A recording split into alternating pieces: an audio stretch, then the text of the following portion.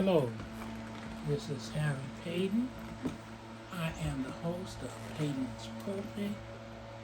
Today is Season 1, Episode 39, Veterans Day. Veterans Day. Today we take, as a nation and also across the world, time to recognize people that really made the ultimate sacrifice for all of us, and that's our veterans, men and women. I'll start with World War I. World War I was known as the Great War. It officially ended when the Treaty of Versailles was signed on June 28, 1919, in the Palace of Versailles outside of the town of Versailles, France. However, fighting ceased 7 months earlier when an armistice means we're not going to do anything, we kind of, just need to sort some things out, or temporary succession of hostilities between the Allied nations and Germany went into effect on the 11th hour of the 11th day of the 11th month, thus November 11th, and a lot of places commemorated at 11. For that reason, November 11th, 1918 is generally regarded as the end of the war to end all wars. That's what they thought at that time. Veterans Day in the United States is a national holiday honoring veterans of armed forces and those killed in the country's war. The observance originated in 1919 on the first anniversary of the 1918 armistice that ended World War I and was known first as Armistice Day. It was commemorated in 1921 with the burial of an unknown soldier from World War I at Arlington National Cemetery in Arlington, Virginia. Other countries that lost soldiers in the conflict, countries which were our allies, such as Italy, Portugal, they conducted similar ceremonies that year. The previous year, unknown soldiers had been interred at Westminster Abbey in London, England, and at the Arc de Triomphe in Paris, France. Veterans Day is celebrated, of course, again on Friday, November 11th, and 11 o'clock, 11. In November 1919, President Woodrow Wilson proclaimed November 11th as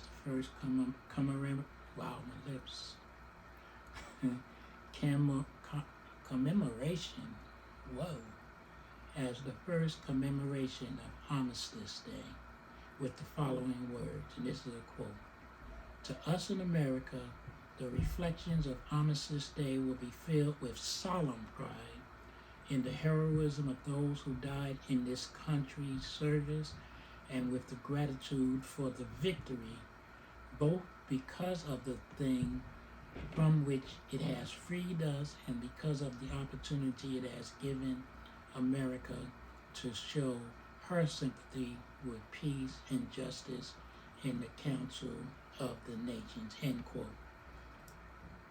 The original concept for the celebration was just to have a day observed with parade, public meetings, and a brief suspension of business beginning at 11 o'clock.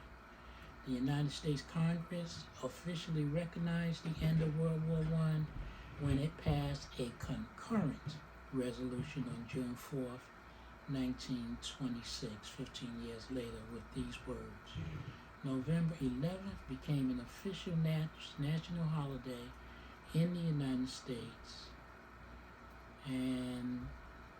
it became that on 1938. So again, quite a few years later, 19 years after the first, designation. In 1954, the name was changed to Veterans Day to honor those who served in all U.S. wars. Ceremonies are held each year at the Tomb of the Unknowns, and floral tributes are placed on the graves of servicemen and women at memorials throughout the country. Naturalization ceremonies have come to be an important part of the November 11th Veterans Day activities. In Britain, Canada, Australia, and France, November 11th is observed also in honor of the veterans of World War I and II. In Britain, the second Sunday of November is observed as Remembrance Day, and in Canada, November 11th is observed as Remembrance Day. In Britain, in the Commonwealth countries, and in the countries of Europe, it is common to observe 2 minutes of silence at 11 o'clock a.m. on November 11th, the same time and date of the World War I armistice in 1918. Poppies, so like a little type flower, have long been associated with World War I memorials, and that came about through a poem In Flanders Field by John McCrae. And in several countries, paper poppies are sold to raise money for the support of veterans and are worn in the lapel as a sign of remembrance. You may see someone selling the little poppies as a paper poppy.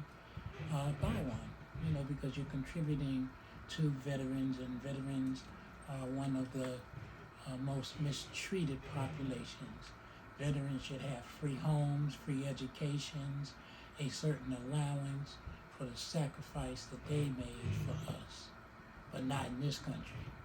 The politicians get all the perks, but yet the politicians will be out today commemorating the veterans. Not all, but many. Give up the money you give to these politicians, lifetime benefits to politicians, to our veterans. Many of the homeless are veterans. I can only speak the truth. So let's take the time today to thank a veteran. I've never served in any war. I've never been called to duty. But I certainly thank those who did fight, because they fought for me. They fought for you. They fought for our children. They fought for other countries. If not for them, we'd be saying 9 instead of no. 9 is German for no. Okay. Veterans Day, 11 a.m. on November 11th. Please take time to thank a veteran. If you see a homeless person, that person may most likely have been a veteran. I know it's hard because you see so many of them, but that's an indictment of our society, that our veterans come back here not taken care of. Shame on you, America. Shame. Happy Veterans Day. Thank you, veterans, men and women, for your sacrifice. May God bless you and your families real good.